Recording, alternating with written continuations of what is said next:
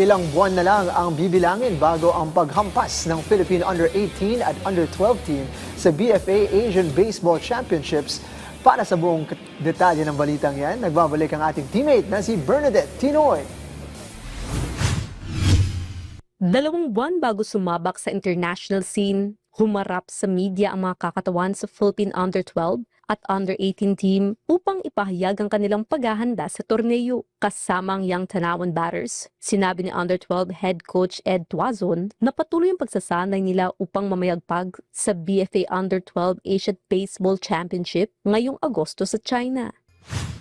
Yung team po namin, composed po ng different players from City of Manila, and then meron din po kaming mga nakuwang players sa nearby provinces, and also meron din po kami nakuha sa Pangasinan and Loob. Bukod sa Under-12, puspusan din ang training ng Under-18 baseball squad sa ilalim ng pamumuno ni Coach Joseph Orellana. Plano ng kupunahan ng Setyembre sa Taiwan.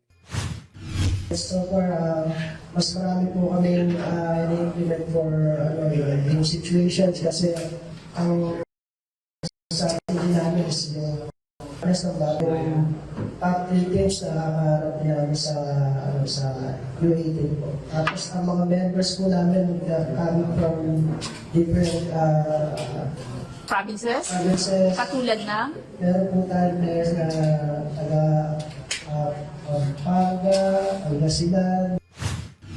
Buo naman ang suporta ng Philippine Amateur Baseball Association o PABA sa mga manlalaro at coaching staffs upang may banderang watawat ng bansa. Bernadette Tinoy para sa Atletang Pilipino, para sa Bayan.